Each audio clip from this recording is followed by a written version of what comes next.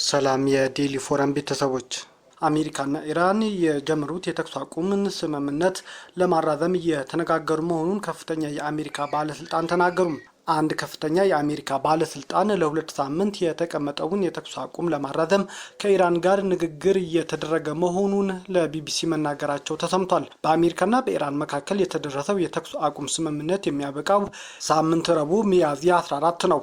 ባለስልጣኑ አሜሪካ የተኩስ አቁሙን ለማራዘም በይፋ አልተስማማችም ሲሉም ተናግረዋል። ከስምምነት ላይ ለመድረስ በአሜሪካና በኢራን መካከል ንግግር ቀጥሏል ሲሉም አክለዋል። ቀደም ሲል ኤኤፍፒ የዜና ወኪል የኢራን መገናኛ ብዙሃን ጠቅሶ የተኩስ አቁሙን መራዘም አልተረጋገጠምም ብሎ ነበር።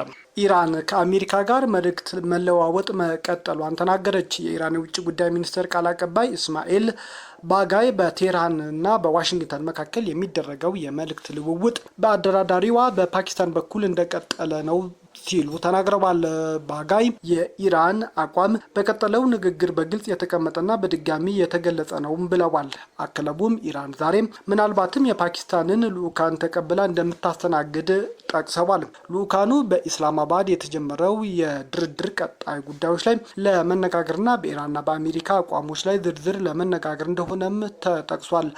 ባጋይ አሜሪካ ኢራን የኒውክሌር ጦር መሳሪያ መታጠቅ ትፈልጋለች ስትል የምታቀርበውን ክስ ውድቅ አድርገው የኒውክሌር ፕሮግራሟ ሰላማዊ ነው ብለዋል። ባጋይ በፍላጎቶቿ ላይ በመመስረት ዩራኒየም ማብልጸጓን መቀጠል ይኖርባታል ሲሉ ማስተያየት ሰጥተዋል። ነገር ግን በማብልጸጉ ደረጃና አይነት ዙሪያ የመነጋገር እድል ሊኖር እንደሚችልም አስረድተዋል። ትራምፕ ቻይና ለኢራን ጦር መሳሪያ ላለመላክ ተስማምታለች አሉ። የአሜሪካው ፕሬዝዳንት ዶናልድ ትራምፕ ለቻይናው አቻቸው ፕሬዝዳንት ጂ ጂንፒንግ ከጻፉ በኋላ ለኢራን ጦር መሳሪያ ላለመላክ ቻይና ተስማምታልኛለች ሲሉም ገልጸዋል። ትራምፕ በትሩዝ ሶሻል ገጻቸው ላይ ባሰፈሩ ጽሑፍ ቻይና የሆርሙዝ ወሽመጥ በቋሚነት በመክፈቴ ደስተኛ ናት፣ ይህንን የማደርገው ለእነርሱ ነው እናም ለመላው ዓለም ሲሉም ጽፈዋል። እንዲህ አይነት ሁኔታ ዳግመኛ አይከሰትም፣ ለኢራን ጦር መሳሪያ ላለመላክ ቻይና ተስማምታለች ሲሉም ገልጸዋል። በብልሃት በጥሩ ሁኔታ በጋራ እየሰራ ነው፣ ታዲያ ጦርነት እንድናሸንፍ አያደርገንም። ነገር ግን አስታውሱ፣ በዋጋ ረገድ በጣም ጎበዞች ነን፣ መሆን ካለበት ከማንም በበለጠ እንዋጋለን ሲሉም ፍንጭ ሰጥተዋል። ማክሰኞ ዕለት ቻይና የአሜሪካ ጦር የኢራን ወደብ ለመዝጋት የወሰደችው እርምጃ ኃላፊነት የጎደለው ነው በማለት ኮንና የተኩስ አቁሙ አደጋ ላይ ይጥላል ስትል ማስጠንቀቃ ነበር። አሜሪካ የኢራን ወደቦችን ከዘጋች በኋላ በወሽመጡ በኩል ካለፉ ጥቂት መርከቦች መካከል የቻይና አንዱ ነውም ተብሏል። የቻይና ውጭ ጉዳይ ሚኒስቴር ቃል አቀባይ ማክሰኞ ዕለት በነበረው ጋዜጣዊ መግለጫ ለቻይና ለኢራን የአየር መቃወሚያ ለመስጠት እየተዘጋጀ ነው የሚለውን ዘገባ ሙሉ በሙሉ የፈጠራ ወሬ ሲሉም ማጣጣላቸው ይታወሳል። በስሪላንካ ለመቆየት የተገደዱ ከ200 በላይ የኢራን ባህርተኞች ወደ አገራቸው ተመለሱ ተባለ። በአሜሪካ ጦር ጥቃት ተፈጽሞባት ከአንድ ወር በላይ ስሪላንካ ለመቆየት የተገደዱ ከ200 በላይ የኢራን ባህርተኞች አሁን አገራቸው ገብተዋል። የስሪላንካ ምክትል የመከላከያ ሚኒስትር አይሪስ ዴና ከምትባለው መርከብ 32 ባህርተኞችና አይሪስ ቡሺሪ ከተባለችው መርከብ ደግሞ 206 ባህርተኞች ከአገሪቱ ለቀው መውጣታቸው አስታውቀዋል። የኢራን የጦር መርከብ የሆነችው አይሪስ ዴና ባለፈው ወር በአሜሪካ ሰርጓጅ መርከብ ከተመታች በኋላ 104 ባህርተኞች ሲገደሉ መርከቧም ደግሞ ከስሪላንካ የባህር ዳርቻ 40 ኪሎ ሜትር ላይ ሰጥማለች። ከዚህ ጥቃት ማግስት የሞተር ብልሽት የገጠማት አይሪስ ቡሺሄር የተባለችው መርከብ በስሪላንካ ፈቃድ ወደብ ላይ እንድትቆይ ተደርጓል። ምክትል ሚኒስትሩ ለሮይተርስ የዜና ወኪል እንዳረጋገጡት መርከቦቹም ባህርተኞቹ ማክሰኞ ዕለት ወደ ኢራን መጓዛቸውን አረጋግጠዋል። በጥቃቱ የተገደሉ የ84 ኢራናውያን ባህርተኞች አስከሬን በቴህራን አመቻችነት ወደ ኢራን መመለሱንም ጠቅሰዋል። የመርከቡ ጥቃት አሜሪካና እስራኤል ኢራን ላይ ጦርነት በከፈቱ ቀናት ውስጥ የተፈጸመ ሲሆን ጥቃቱ የጦርነት አውዱም እንዲሰፋ በወቅቱ አድርጎም እንደነበር ይታወሳል። ኢራን የአሜሪካ የወደብ መዝጋት የሚቀጥል ከሆነ በባህረ ሰላጤው ቀይ ባህርና በኦማን የባህር ወሽመጥ እርምጃ ወስዳለሁ ስትል ዛተች። የኢራን ካታል አልቢያን አዛዥ አሊ አብዱላሂ አሜሪካ ገዳዋን የምትቀጥል እንዲሁም ለኢራን የንግድና የነዳጅ ጫኝ መርከቦች ደህንነት ስጋት የምትሆን ከሆነ የተኩስ አቁም ስምምነቱ የመጣስ የመጀመሪያ እርምጃ ይሆናል ሲሉም አስጠንቅቀዋል። የኢራን ኃይሎች በፋርስ ባህረ ሰላጤ በኦማን ባህርና በቀይ ባህር ማንኛውም የገቢና የወጪ ንግድ ምርቶች መንቀሳቀሳቸውን እንዳይቀጥሉ እንደሚያደርጉም ዝተዋል። አብዱላሂ የትኞቹም ሀገራት የወጪና የገቢ ንግዳቸው እንዲጎዳ እንደማይፈልጉ የገለጹ ሲሆን የጠቀሱት የባህር ክፍል ግን ሰፊ አካባቢን ይሸፍናል ሲሉ ተናግረዋል። አሜሪካ የኢራን ወደቦች የዘጋችው ከሰኞ ዕለት ጀምራ ነው። ረቡዕ ዕለት የአሜሪካ ጦር በ24 ሰዓት ውስጥ አንድም መርከብ እገዳው አልፎ አልሄደም ሲልም ማስታወቁ ይታወሳል። በኦማን ባህረ ሰላጤ 6 የንግድ መርከቦች እንዲመለሱ መድረጋቸውንም ጭምር አሜሪካ አስታውቃለች። በአሜሪካና በኢራን መካከል የተደረገው የመጀመሪያው ዙር ድርድር ያለ ውጤት ከተጠናቀቀ በኋላ ቀጣዩ ዙር በቀጣዮቹ 2 ቀናት ሊጀመር እንደሚችልም ትራምፕ ፍንጭ ሰጥተው ነበር። ኢራን ግን እስካሁን ድረስ ድርድሩ ስለመደረጉ የሰጠችው መግለጫ የለም። የእስራኤል ጦር በደቡባዊ ሊባኖስ ጠንካራ እርምጃ እየወሰድኩኝ ነው ሲል ገለጸ።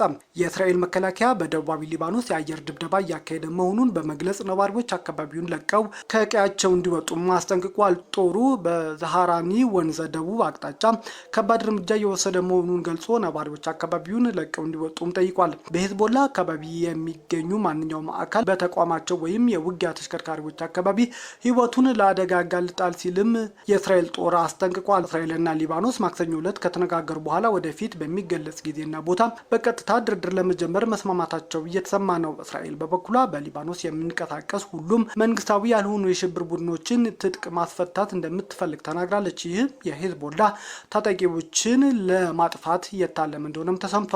ሊባኖስ የተኩስ አቁም ስምምነት እንዲደረስና የሰብአዊ ቀውሷን ለመፍታት እርምጃዎችን እንድትወስድ ጥሪ አቅርባለች። እስራኤል ግን ከረቡዕ ማለዳ ጀምራ በሊባኖስ የአየር ድብደባ እያካሄደች መሆኑን ከሊባኖስ የሚወጡ ዘገባዎች አሳይተዋል። የኢራኑ ፕሬዝዳንት ፔዜሽኪያን ኢራን ለማንበርከክ የሚደረግ ሙከራ ኢራን አትቀበልም አሉ።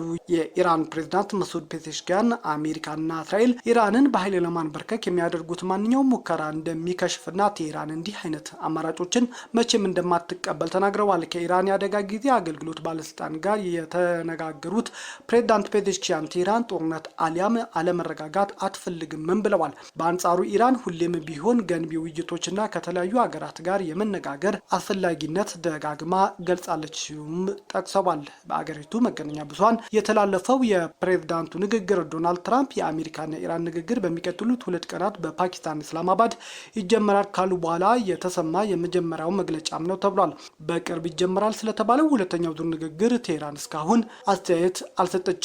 ፕሬዝዳንት ፔዜሽኪያንም በዚህ ጉዳይ ከመናገር ተቆጥበዋል። የፓኪስታን ጠቅላይ ሚኒስትር ከአሜሪካና ኢራን የኢስላማባዱ ንግግር በኋላ ሳውዲ አረቢያ፣ ኳታርና ቱርክ ለመጎብኘት ማቅናታቸው ተሰማ። የፓኪስታኑ ጠቅላይ ሚኒስትር ሻህባዝ ሻሪፍ የመካከለኛው ምስራቅ ሀገራትና ቱርክ ለመጎብኘት የ4 ቀን ይፋዊ የስራ ጉብኝት መጀመራቸውን የሀገሪቱ የውጭ ጉዳይ ሚኒስትር አስታውቋል።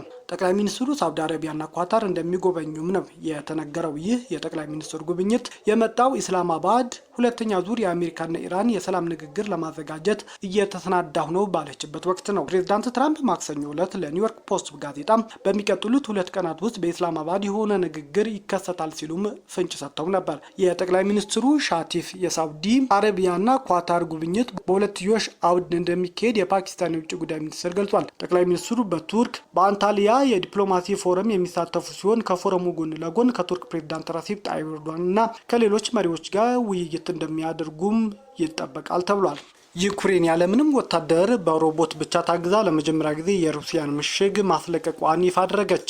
የዩክሬን መከላከያ ባወጣው መግለጫ ለመጀመሪያ ጊዜ በሮቦት በመጠቀም በተደረገ ውጊያ ምሽግ መስፈሯን አስታውቃለች። በመግለጫው ውጊያው የተካሄደው በሮቦቶችና በድሮኖች ብቻ መሆኑን ገልጾ በዚህ ውጊያ ምንም ወታደሮች አለመሳተፋቸውን ዩክሬን አስታውቃለች። ይህንን ተከትሎ የሩሲያ ወታደሮችን ለመማረክና ምሽጉን ሰብሮም ለመቆጣጠር መቻሉን አስታውቋል። ፕሬዝዳንት ዘለንስኪ ጉዳዩን በተመለከተ በሰጡት መግለጫም በዚህ ጦርነት ታሪክ እንዲህ አይነት ድል ስናገኝ ይህ የመጀመሪያ ነው። የሰው ኃይል ባልተሳተፈበት የምድር ሮቦቶችና የሰማይ ድሮኖች ውጊያ የጠላትን ምሽግ ሰብረዋል። ይህ ማለት ድሉን ያገኘነው ከእኛ ወገን አንድም ሰው ሳይጎዳ ነው ብለዋል።